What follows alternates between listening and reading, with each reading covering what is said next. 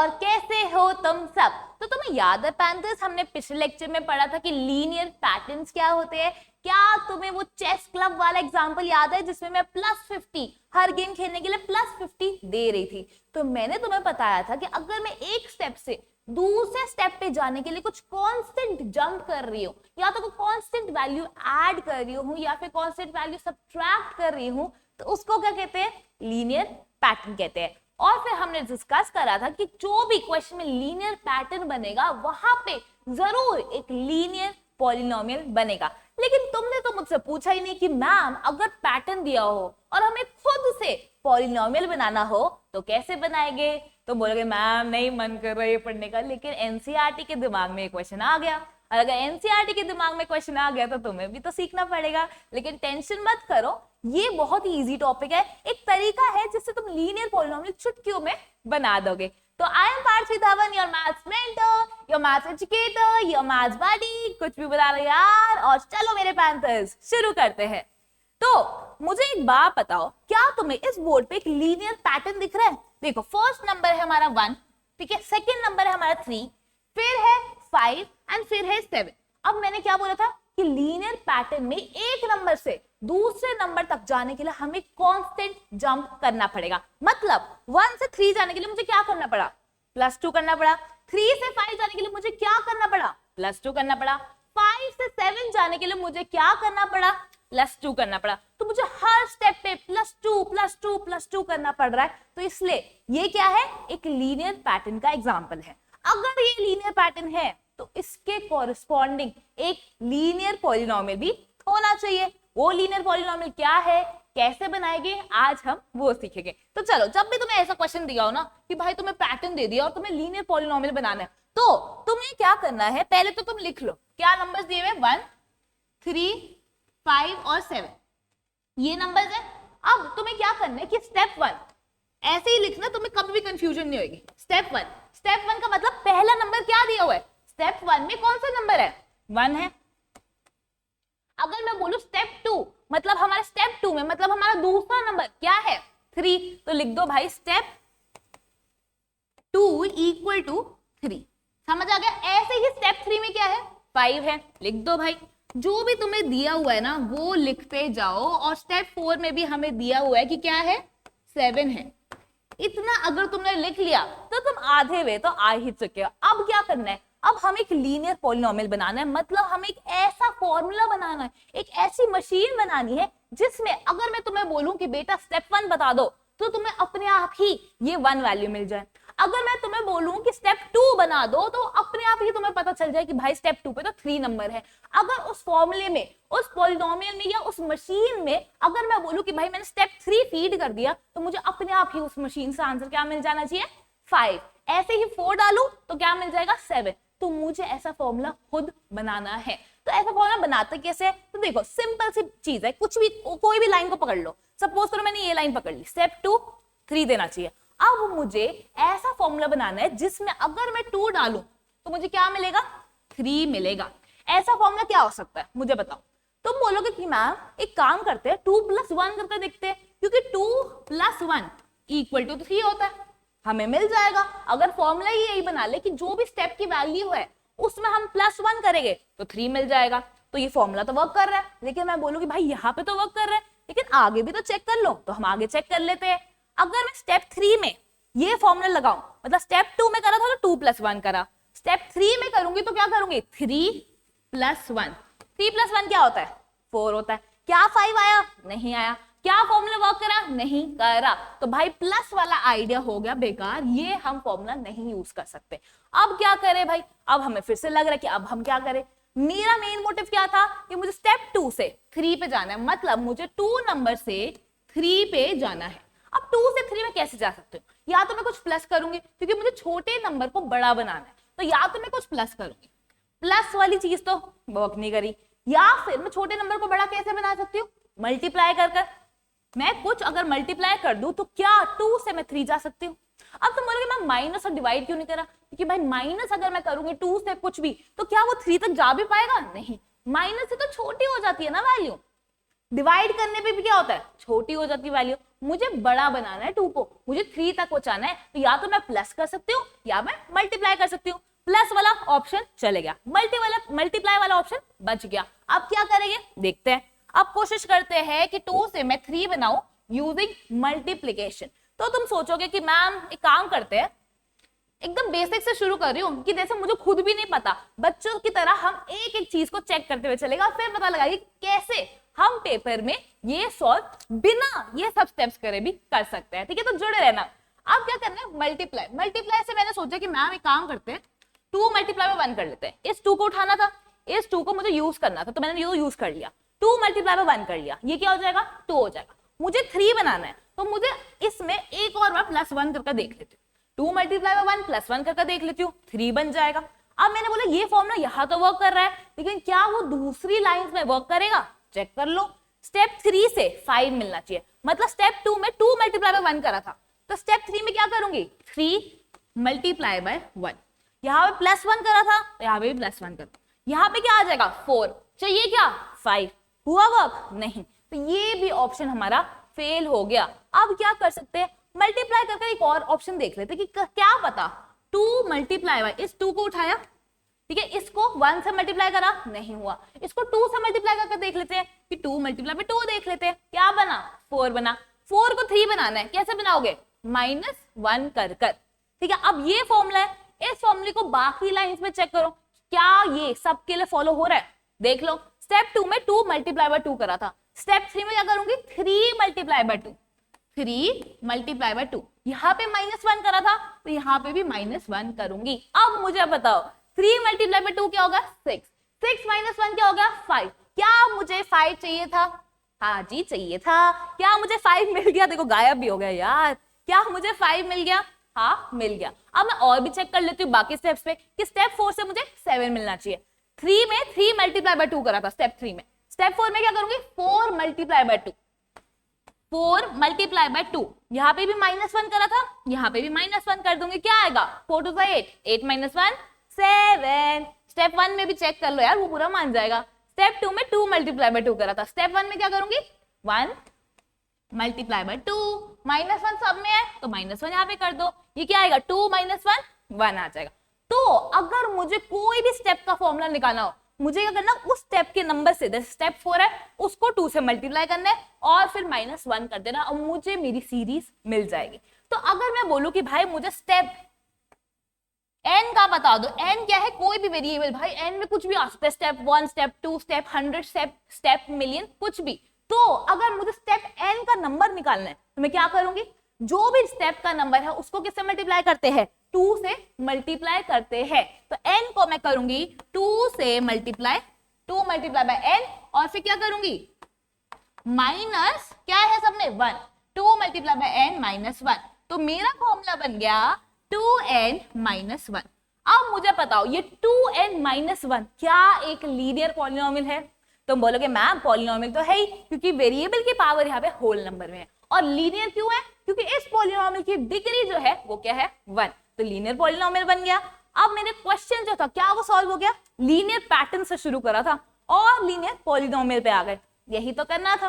अब तुम बोलोगे मैम आपने बोला था इस सब चीजों के बिना ही हमें 2n -1 तक कैसे पहुंचना है, उसकी भी एक ट्रिक है, तो आओ वो भी कर लेते हैं। तो देखो 2n -1 ये हमने निकाल लिया बेसिक मेथड से, लेकिन इस क्वेश्चन में एक अलग सी चीज थी, मतलब अगर तुम नोटिस करोगे तो हमारा क्वेश्चन था 1 3 5 7, यही क्वेश्चन था। अगर तुम ध्यान से देखोगे क्या ये नंबर्स तुम्हें जाने पहचाने लग रहे हैं, क्या कुछ समझ आ रहा है कि हाँ यार ये सारे तो उसी कैटेगरी के बिलोंग करते हैं। सोचो क्या ये नंबर्स ऑड नंबर्स जैसे नहीं लग रहे। अब ऑड नंबर्स तो सबको पता होगा, ऑड नंबर्स क्या होते हैं जो 2 के टेबल में नहीं आते है ना, जो इवन नंबर्स नहीं होते वो क्या होते हैं ऑड नंबर्स होते हैं। और इवन नंबर्स क्या होते हैं, इवन नंबर्स वो नंबर्स होते हैं जो 2 के टेबल में आते हैं, जैसे कि 2 मल्टीप्लाई बाय 1 कर दो क्या आएगा 2 आएगा, तो क्या है वो इवन नंबर है। 2 मल्टीप्लाई बाय 2 कर लो क्या आएगा 4 आएगा, 4 भी क्या है इवन नंबर है। 2 मल्टीप्लाई बाय 3 कर लो क्या आएगा 6 आएगा, 6 भी इवन नंबर है। तो 2 को तुम कोई भी नंबर से अगर मल्टीप्लाई करोगे, n एक वेरिएबल है, तो 2 मल्टीप्लाई बाय n जो भी नंबर आएगा वो क्या होगा इवन नंबर आएगा, तो 2n भी एक इवन नंबर होता है। इतना तो सबको समझ आ गया, 2 के टेबल में आने वाले नंबर्स इवन नंबर्स होते हैं। अब ध्यान से देखो, यहाँ पे हमारा 2 जो है वो क्या है, एक इवन नंबर है। अगर मैं बोलूं कि 2 में से -1 करो, क्या आएगा, 1। क्या 1 एक ऑड नंबर नहीं है? अगर ये 4 इवन नंबर है, उसमें से अगर मैंने बोला कि -1 कर दो तो क्या आएगा, 3 आएगा। क्या 3 एक ऑड नंबर नहीं है? अगर ये 6 इवन नंबर है, उसमें से मैंने -1 कर दिया, क्या आएगा, 5। क्या 5 एक ऑड नंबर नहीं है? अगर 2n एक इवन नंबर है और उसमें से भी मैंने -1 कर दिया तो क्या आएगा, 2n - 1। और क्या ये नंबर 2n - 1 मेरा ऑड नंबर नहीं बन गया? क्या ये वाला पॉलिनोमियल और ये वाला पॉलिनोमियल सेम नहीं हो गया? तो यही तो बात है, ऑड नंबर्स थे। ऑड नंबर्स तो हम ऐसे ही निकाल सकते थे कि हमें पता है इवन नंबर 2n होता है, तो उसमें से एक माइनस कर दो, हमेशा ऑड नंबर ही आएगा, 2n - 1 ही आएगा। तो हमेशा जब भी ऑड नंबर्स की सीरीज हो, तुम्हें पता है कि तुम डायरेक्ट लिख सकते हो 2n - 1। ठीक है, अब चलते हैं आगे। तो मतलब मुझे लीनियर पैटर्न से लीनियर पॉलिनोमियल बनाना था, मतलब मुझे एक ऐसी मशीन बनानी थी जिस मशीन में मैं एक फॉर्मूला ढूंढूं और मैं उसको बताऊं कि भाई ये स्टेप नंबर की नंबर मुझे पता चलना है कि स्टेप 2 पे कौन सा नंबर आएगा, मुझे पता लगाना है। तो वो उस स्टेप 2 का, जैसे मुझे स्टेप 2 पता लगाना था, तो वो n की जगह क्या डालेगा, 2, और मुझे बता देगा कि भाई हाँ स्टेप 2 पे नंबर क्या था, 3 था, 1 3 5 7 था ना। तो अगर मेरे को स्टेप 2 का वैल्यू पता लगानी थी, कि भाई मुझे सीरीज नहीं पता था, मुझे बस ये फॉर्मूला पता था, और मैंने पूछा कि भाई स्टेप 2 पे कौन सी वैल्यू होगी, तो तुम क्या करते, n की जगह बस डाल देते 2, और तुम्हें 2 × 2 4, 4 - 1 3 मिल जाता। ठीक है, तो हमें लीनियर पॉलिनोमियल ऐसा बनाना है जो कि एक मशीन की तरह काम करे।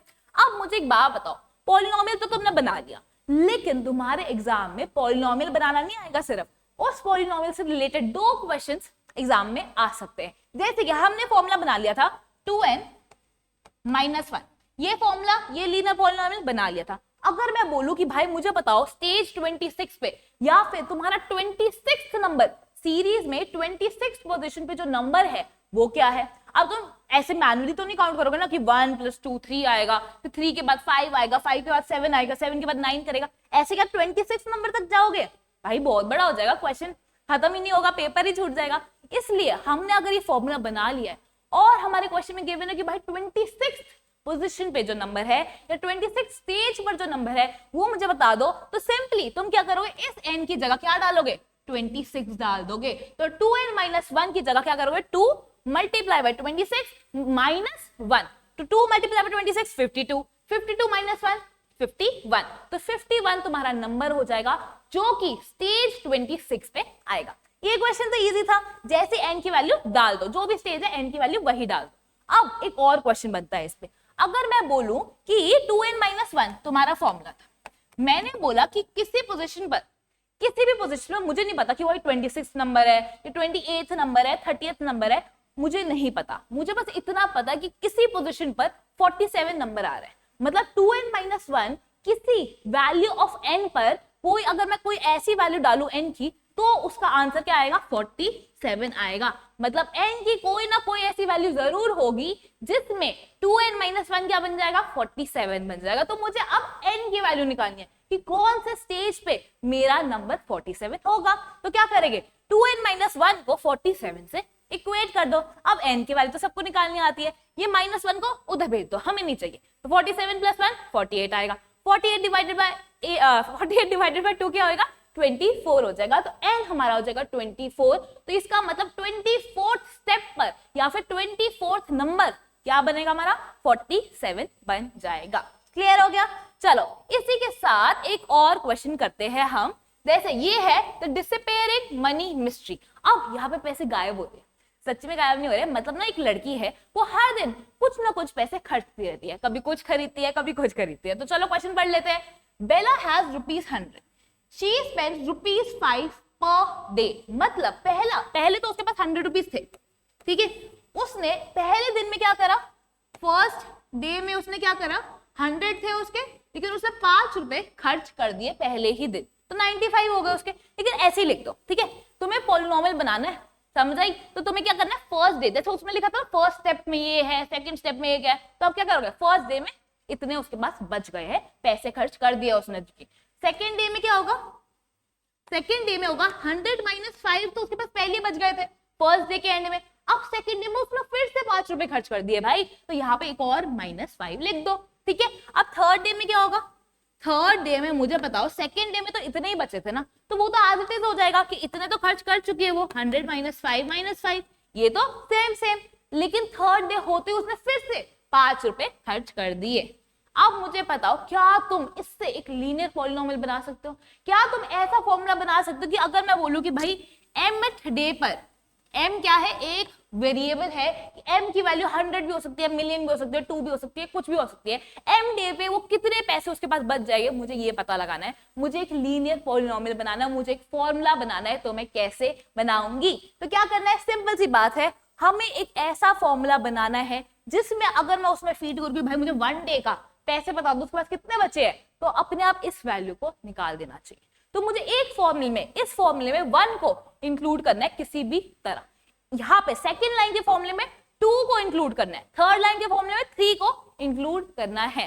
समझ आई? m डे के फॉर्मूले में m को इंक्लूड करना है, मतलब मुझे पॉलिनोमियल ऐसा बनाना है जिसमें वेरिएबल m हो। क्लियर हो गया? तो मुझे बताओ, 100 फर्स्ट डे में 100 में से एक बार 5 माइनस हो रहा है, सेकेंड डे में 100 में से 2 बार 5 माइनस हो रहा है, थर्ड डे में 100 में से 3 बार 5 माइनस हो रहा है। पैटर्न समझ आया? पैटर्न समझ आया? 100 में से फर्स्ट डे में एक बार 5 माइनस हो रहा है, एक बार फर्स्ट डे में। सेकेंड डे में 100 में से 2 बार 5 माइनस हो रहा है, 5 मल्टीप्लाई बाय 2 कर दिया, -5 मल्टीप्लाई बाय 2 मतलब क्या है, -5 है ना। अगर थर्ड डे को देखो तो 100 में से 3 बार 5 माइनस हो रहा है, तो 5 - 5 को 3 से मल्टीप्लाई कर दिया। अगर अब मैं पूछूं कि भाई mth डे में कितने पैसे बच जाएंगे उसके पास, तो तुम बोलोगे 100 तो मैम सब में आ रहा है, 100 माइनस 100 माइनस 100 माइनस सब में आ रहा है, इसमें भी लिख दो 100 माइनस 5 भी सब में आ रहा है 5। अब 5 को किससे मल्टीप्लाई करें? फर्स्ट डे में 1 से मल्टीप्लाई कर रहे हैं, सेकंड डे में सेकंड से मल्टीप्लाई कर रहे हैं, थर्ड डे में थर्ड से मल्टीप्लाई करेंगे, तो mth डे में किससे मल्टीप्लाई करेंगे? 100 माइनस 5m। खत्म हो गया क्वेश्चन। अरेजर कैसे आ गया ये? 100 माइनस 5m, ये हमारा क्या बन गया? लीनियर पॉलिनोमियल बन गया। ये हमें बताता है कि mth डे पे उसके पास, बेला है ना, हाँ, बेला के पास कितने पैसे बच गए हैं। क्लियर हो गया? अब 100 माइनस 5m तो पॉलिनोमियल बन गया। अब क्वेश्चन कहता है कि भाई when will she have ₹40 left, मतलब 100 माइनस 5m हमें पता चल गया कि m डे के बाद उसके पास 100 माइनस 5m पैसे बच जाएंगे, कि m डेज कुछ भी हो सकता है, 2 डेज 4 डेज कितने भी हो सकते हैं, इतने पैसे उसके पास बच गए। क्वेश्चन में दिया हुआ है कि मुझे बताओ कितने दिनों के बाद उसके पास 40 रुपीज बच जाएंगे। तो भाई ये फॉर्मूला यही तो बता रहा है कि कितने रुपीज बच जाएंगे। उसने बोला मुझे बताओ m की कौन सी वैल्यू है जिसपे इस फॉर्मूले की वैल्यू क्या हो जाएगी? 40 हो जाएगी, कि उसके पास 40 रुपीज बच जाएंगे। फ्रॉम 100 रुपीज से स्टार्ट करा था, अब उसके पास 40 रुपीज बच गए। कौन से डेज, कितने डेज में तो इतना खर्चा कर दिया। तो क्या करना है? m की वैल्यू निकालनी है। क्या निकाल सकते हैं? निकाल लो भाई। इस m को अगर मैं उधर ले जाऊं, ठीक है, तो क्या होगा? यहाँ पे -5m था, यहाँ पे 5m हो जाएगा। अब यहाँ पे 100 था, इस 40 को मैं इधर लेकर जाऊंगी तो 100 माइनस 40 हो जाएगा, तो 60 आ जाएगा। 60 इक्वल टू 5m हो जाएगा। तो m की वैल्यू क्या होगी? 60 डिवाइडेड बाय 5 क्या हो जाएगा? 12 हो जाएगा। तो मतलब 12 दिन में उसने 40 रुपीज तक वो पहुंच गई, मतलब उसने 60 रुपीज खर्च कर दिया, तभी तो 100 से 40 पहुंच गई। समझ आ गया? तो ऐसे क्वेश्चंस को सॉल्व करने जब भी तुम्हें लीनियर पॉलिनोमियल बनाने को दिया। अब बढ़ते हैं आगे। अब एक बहुत ही इंटरेस्टिंग क्वेश्चन है। तुमने ऑटो रिक्शा में सवारी करी है कभी? तो ना ऑटो रिक्शा में हमेशा ऐसा होता है कि पहले 1 किलोमीटर के लिए या पहले 2 किलोमीटर तक अगर मेरे को 1 किलोमीटर जाना है तो तब भी वो मुझसे 25 रुपए ले रहे हैं। अगर मुझे 2 किलोमीटर जाना है तब भी मुझे 25 रुपए ही ले रहे हैं। तो 1 और 2 किलोमीटर ऑलमोस्ट सेम ही है। तो क्वेश्चन भी यही कहता है, auto rickshaw fair starts at ₹25 and remains the same for this initial 2 kilometre. Initial 2 kilometre के लिए जो पैसे है वो ₹25 ही है। अब क्या बोल रहे हैं? देन इट इंक्रीजेस बाय ₹15 पर kilometre. What will be the fair for a travel of 10 kilometre? भाई ये क्वेश्चन तुम्हें एग्जाम में आएगा। इस क्वेश्चन की लैंग्वेज समझो पहले। वो बोल रहे हैं कि पहले 2 किलोमीटर के लिए ₹25 फिक्स्ड है, फिर 2 किलोमीटर के बाद +15 होते जा रहा है। जैसे तुम्हें ये दिमाग में आया ना कि इस क्वेश्चन में लीनियर पैटर्न फॉलो हो रहा है, तो इसका मतलब क्या है कि इसमें हमें लीनियर पॉलिनोमियल बनाना है। और फिर लीनियर पॉलिनोमियल बनाने के बाद हम ये क्वेश्चन सॉल्व कर सकते हैं कि भाई 10 किलोमीटर बाद कितने पैसे लगेंगे, है ना। अभी तो हमने देख कर आए हैं कि ये क्वेश्चन तो हम सॉल्व कर सकते हैं पहले, लेकिन हमें लीनियर पॉलिनोमियल तक पहुंचना होगा। कैसे पहुंचेंगे, क्वेश्चन समझकर। 2 किलोमीटर तक 25 रुपीज ले लिए। अगर मैंने 3rd किलोमीटर ट्रैवल करा तो उसने बोला कि मैम आपने फर्स्ट 2 किलोमीटर ट्रैवल कर लिया, उसके 25 रुपए तो लग ही गए, लेकिन आपने एक और किलोमीटर ट्रैवल करा है मेरे साथ, तो अब 25 प्लस 15 लगेंगे। समझ आया। अगर मैं 4th किलोमीटर ट्रैवल करूंगी ना तो इतने तो लगेंगे 3rd किलोमीटर का, लेकिन 4 किलोमीटर में एक और 15 जुड़ जाएगा। समझ आ गया। तो अगर इसका हमें लीनियर पॉलिनोमियल बनाना है तो हम क्या करेंगे, हम बोलेंगे भाई जैसे फर्स्ट स्टेप था इसमें किलोमीटर है कि फर्स्ट किलोमीटर में तो ₹25, ठीक है, सेकेंड किलोमीटर में भी ₹25। तो भाई ये दो चीजें तो फिक्स्ड है ना, ये तो लीनियर पैटर्न फॉलो ही नहीं करी, तो इसको इग्नोर करते हैं। 3rd किलोमीटर से असली कहानी शुरू हो रही है। मतलब अगर मैं बोलूं कि 3rd किलोमीटर में कितने पैसे लगेंगे तो ऑटो वाले भैया बोलेंगे कि भाई मैडम आप 25 तो दे ही दो, लेकिन आपने 3rd किलोमीटर में एक और किलोमीटर एक्स्ट्रा ट्रैवल कर लिया है तो उसका प्लस 15 भी कर दो। समझ आ गया। फिर अगर मैं 4th किलोमीटर फिर से ट्रैवल करी तो उसने बोला 25 प्लस 15 तो तुम्हारा 3 किलोमीटर तो हो चुका था, तो उतने तो दे दो पहले, 25 प्लस 15 हो जाएगा, लेकिन 4 किलोमीटर में एक और 15 ऐड हो जाएगा, तो प्लस 15 ऐड हो गया। क्लियर हो गया। अगर मैं बोलूं कि 5 किलोमीटर मुझे ट्रैवल करना है तो इसका मतलब क्या हुआ कि इतने तो देना ही है, 4 किलोमीटर जितने दे रही थी 25 प्लस 15 प्लस 15 उतना तो मुझे देना ही है, तो 25 प्लस 15 प्लस 15, लेकिन 4 किलोमीटर में मुझे एक और 15 ऐड करना है, मतलब मेरे को एक और बार 15 ऐड करना है। 5 किलोमीटर में मैंने क्या करा, 3 बार 15 को ऐड कर दिया। अब हमें ढूंढना है पैटर्न। पैटर्न ऐसा ढूंढना है कि अगर मैंने तुम्हें बोला कि भाई इतने किलोमीटर पे क्या पैसे लग गए मेरे, तुम्हें आंसर मिल जाना चाहिए उस पॉलिनोमियल से, उस फॉर्मूले से। अब कैसे ढूंढेंगे, पैटर्न देखो, 1 और 2 को तो इग्नोर करो अभी के लिए। 3rd किलोमीटर में 25 तो सब में आ रहा है, पहले तो ये देखो 25 प्लस 25 प्लस 25 प्लस ये सब में आ रहा है, इसको भी थोड़ा साइड रखो। 3rd किलोमीटर में 15 कितनी बार आ रहा है, एक बार प्लस हो रहा है। 3rd किलोमीटर में जो 15 है वो एक बार प्लस हो रहा है। 4th किलोमीटर ट्रैवल करती हूँ तो 15 कितनी बार प्लस हो रहा है, 2 बार। 2 बार 15 आ रहा है ना, तो 4th में 2 बार आ रहा है। 5th किलोमीटर में 15 कितनी बार आ रहा है, 3 बार आ रहा है, तो 5th किलोमीटर में मेरा 15 जो है वो 3 बार प्लस हो रहा है। अब क्या करना है, अब मुझे एक ऐसा फॉर्मूला बताओ कि जिसमें अगर मैं 3 डालूं तो मुझे 1 मिल जाएगा, जिसमें मैं 4 डालूं तो मुझे 2 मिल जाएगा, जिसमें मैं 5 डालूं तो मुझे 3 मिल जाएगा। सोचो, बहुत ही इजी है। तुम सोचोगे कि मैम 3 से 1 तक जाने के लिए मैं क्या कर सकता हूँ, 3 माइनस 2 कर देखते हैं, क्या 1 आ जाएगा, आ जाएगा। 4 से 2 तक जाने के लिए क्या कर सकता हूँ, 4 माइनस 2 कर देखो, आ जाएगा। 5 से 3 जाने के लिए मैं क्या कर सकता हूँ, 5 माइनस 2 करो, 3 आ जाएगा। समझ आ गया। तो अब इस पे चलते हैं।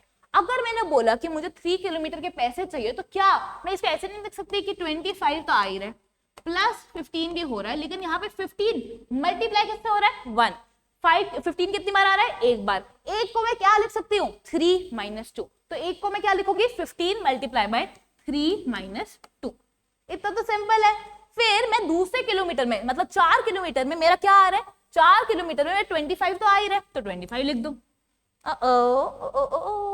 हाँ 25 लिख दो, प्लस 15 कितनी बार हो रहा है, 2 बार हो रहा है। क्या मैं 2 को 4 माइनस 2 लिख सकती हूँ, लिख सकती हूँ। तो 15 मल्टीप्लाई बाय 2 की जगह 15 मल्टीप्लाई बाय 4 माइनस 2 लिख दो। क्लियर हो गया।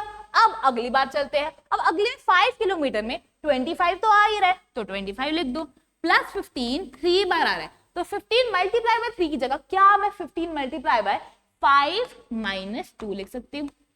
ठीक है। अब बताओ मुझे कि क्या तुम्हें ये चीज दिख रही है, क्या करे क्या करे क्या करे क्या करे, यही ले लेते हैं यार, कौन सा कलर ले बताओ, ये ले लेते हैं ब्राउन। ठीक है। तो 15 25 प्लस 15 25 प्लस 15 25 प्लस 15 सब में आ रहा है। अगर मैं बोलूं 3rd किलोमीटर का डिस्टेंस, तो 15 3 माइनस 2 से मल्टीप्लाई हो रहा है, मतलब ये 3 क्या रिप्रेजेंट कर रहा है, हमारा कितने किलोमीटर चल चुका है। अगर मैं बोलूं 4 किलोमीटर का डिस्टेंस, तो यहाँ पे 4 आ रहा है कि 4 माइनस 2 से 15 मल्टीप्लाई हो रहा है। अगर मैं बोलूं 5 किलोमीटर का पैसे बता दो, तो यहाँ पे ब्रैकेट में 5 आ रहा है।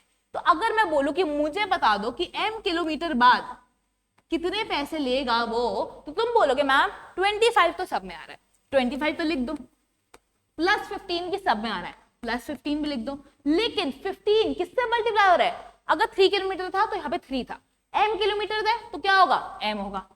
3 -2 हो रहा था, -2 हो रहा था, -2 हो रहा था हर जगह, तो m -2 होगा। तो 15 में क्या मल्टीप्लाई होगा, m -2। ले लो जी, पॉलिनोमियल बन चुका। इसको क्या करेंगे आप, सिंप्लीफाई करेंगे। 25 एक सेकेंड, 25 प्लस 15 m -2 यही बना था, देख लो देख लो, विश्वास नहीं हो रहा तो 25 प्लस 15 m -2 ये हमारा पॉलिनोमियल बन रहा है। इसको बनाने के लिए हमें खोलना पड़ेगा कि 25 है प्लस ये 15 दोनों का मेहमान है, तो इसके पास भी जाएगा, इसके पास भी जाएगा, तो 15m माइनस का साइन है, 15 टू द 30 तो -30, तो क्या आ जाएगा 15m 25 माइनस 30 क्या आएगा, -5 आ जाएगा। तो 15m -5 क्या बन गया, हमारा पॉलिनोमियल बन गया। लेकिन क्या क्वेश्चन खत्म हो गया, नहीं, क्वेश्चन याद करो क्या क्वेश्चन पूछा था कि what will be the fair for a travel of 10 kilometre, कि भाई 10 किलोमीटर ट्रैवल करने पर कितने पैसे लग जाएंगे। तो भाई मुझे एक बात बताओ, हमने पॉलिनोमियल बना लिया 15m -5, ये क्या है, ये एक्चुअली पैसे ही तो दिखा रहा है, कितने किलोमीटर ट्रैवल करने के बाद m किलोमीटर पे कितने पैसे लग गए। अब क्वेश्चन में दिया हुआ है कि m किलोमीटर पे तो इतने लग गए हैं, क्वेश्चन में बोल रहे कि भाई 10 किलोमीटर पर कितने पैसे लग जाएंगे, तो भाई m की जगह 10 डाल दो ना यार, m की जगह 10 डाल दिया, -5 कर दिया, 150 -5 क्या आएगा 145, तो 10 किलोमीटर ट्रैवल करने के लिए मैंने ₹145 खर्च कर दिए। ठीक है, अब एक क्वेश्चन आ रहा होगा वैसे तुम्हारे दिमाग में, अगर नहीं भी आ रहा तो मैं डाल देती हूँ कि 15m -5 मैंने लिख दिया, लेकिन तो क्या तुमने ये नहीं सोचा कि मैम अगर मैं 1 डालूं, इसमें 1 किलोमीटर डालूं कि 1 किलोमीटर पे मुझे कितने दिन से 25 रुपए, वो तो फिक्स था ना, लेकिन अगर मैं यहाँ पे 1 डाल दूं तो मेरे पास 25 तो आएगा नहीं, 15 -5 10 आ जाएगा, तो यहाँ पे तो कंडीशन सेटिस्फाई नहीं हुई। लेकिन भाई मेरे याद करो, पहले 2 किलोमीटर के लिए ये फॉर्मूला बना ही नहीं है, क्योंकि पहले 2 किलोमीटर में तो भाई फिक्स था ना 25 लीनियर पैटर्न था ही नहीं, तो जब लीनियर पैटर्न नहीं था तो इसका मतलब जो पॉलिनोमियल हमने बनाया है वो m की वैल्यू अगर 1 हुई तो काम नहीं करेगा, m की वैल्यू अगर 2 हुई तो काम नहीं करेगा, तो m1 और m2 के लिए ये फॉर्मूला काम नहीं करेगा, बाकी किसी पे भी लगा लो काम कर जाएगा। समझ आ गया इतना? चलो अब मुझे एक बात बताओ, तुमने देखा कि मैम लीनियर पैटर्न क्या होता है, तुमने ऑटो वाले क्वेश्चन में देखा कि हर स्टेप पे +15 हो रहा था, +15 हो रहा था, है ना, तो हर स्टेप पे हम कुछ ना कुछ फिक्स्ड वैल्यू ऐड कर रहे थे, ऊपर बढ़ रहे थे। ठीक है, फिर तुमने एक बार वो मनी डिसअपीयरिंग वाला बेला वाला क्वेश्चन था ना, तो हर रोज 5 रुपए खर्च करी थी, हर रोज -5 हो रहा था, हर रोज -5 हो रहा था, तो हर रोज -5 करते करते नीचे आ रही थी। तो मुझे बताओ क्या ये दोनों क्वेश्चंस में लीनियर पैटर्न बन रहा था, क्योंकि हर स्टेप पे हम एक कांस्टेंट जंप ले रहे थे, चाहे वो कांस्टेंट प्लस कर रहे हो या कांस्टेंट माइनस कर रहे हो, दोनों ही हमारे किसके एग्जांपल है, लीनियर पैटर्न के एग्जांपल्स बन जाते हैं। लेकिन इनका एक स्पेशल नाम दिया हुआ है, अगर हम हर एक स्टेप पे कुछ फिक्स वैल्यू प्लस कर रहे होते हैं तो उसको बोलते हैं लीनियर ग्रोथ, कि भाई हम ग्रो कर रहे हैं, लीनियर तो है लेकिन हम ग्रो कर रहे हैं। अगर हम हर स्टेप पे कुछ फिक्स वैल्यू माइनस कर रहे होते हैं तो उसको बोलते हैं लीनियर डिके, कि लीनियर तो है लेकिन हम डिके कर रहे हैं, हम नीचे जा रहे हैं। तो लीनियर ग्रोथ हो या लीनियर डिके हो, दोनों ही एग्जांपल किसके है, लीनियर पैटर्न के। अगर दोनों लीनियर पैटर्न के एग्जांपल है तो दोनों से क्या बनेगा, लीनियर पॉलिनोमियल बन जाएगा। खत्म आ गया? तो आप मुझे बताओ क्या इसके बाद हम 2 क्वेश्चंस कर सकते हैं, एक क्वेश्चन मैं करवाऊंगी और एक क्वेश्चन आपका होमवर्क होगा, और ये दोनों क्वेश्चन हमारी एक्सरसाइज के ही क्वेश्चंस है। तो चलो शुरू करते हैं। अब पहला क्वेश्चन कहता है कि student has ₹500 in a savings bank account, तो भाई उसका बैंक अकाउंट है और उसके पास 500 रुपया है। ठीक है, अब क्या हुआ, अब आगे बढ़ते हैं। She gets ₹150 every month as pocket money, तो मतलब हर महीने उसको कितने मिल रहे हैं, 150 मिल रहे हैं, हर महीने 150 मिल रहे हैं। अब क्या बोल रहा है भाई, how much money will she have at the end of every month from the second month onwards, find a linear expression. Linear expression मतलब लीनियर पॉलिनोमियल यार, to represent the amount she will have in the nth month. तो उसने simple बोला है कि 500 रुपए उसके पास already है, हर महीने उसको पॉकेट मनी मिल रही है, कितनी, 150 रुपीज। तो मतलब पहले महीने फर्स्ट मंथ उसको मिलता है 500, तो उसके पास था ही, लेकिन उसको 150 एक्स्ट्रा मिल जाता है। क्लियर हो गया? सेकेंड मंथ की बात करें अगर हम, तो सेकेंड मंथ में उसके पास इतने पैसे तो इकट्ठे हो ही गए थे ना, 500 प्लस 150, लेकिन उसको प्लस 150 एक और मिल गया, कैसे, पॉकेट मनी के रूप में। फिर थर्ड मंथ में तुम मुझे बताओ इसके पास इतने तो इकट्ठे हो ही गए थे ना, तो आज लिख दो सेकेंड मंथ के, तो 500 प्लस 150 प्लस 150, लेकिन एक महीने बीतने के बाद उसको फिर से 150 मिल गए। इतना तो सबको समझ आ गया। अब यहाँ पे ना क्वेश्चन में लिखा हुआ है eight the end of every month from the second month onwards. ये सेकेंड मंथ ऑनवर्ड सुनते ना आधे बच्चे हो जाएंगे कंफ्यूज और आधे बच्चे कर देंगे इस क्वेश्चन को गलत। लेकिन ये ना एनसीईआरटी की चाल है भाई, फंसना नहीं है। इसने जानबूझ के ऐसे लिखा है ताकि तुम कंफ्यूज हो जाओ।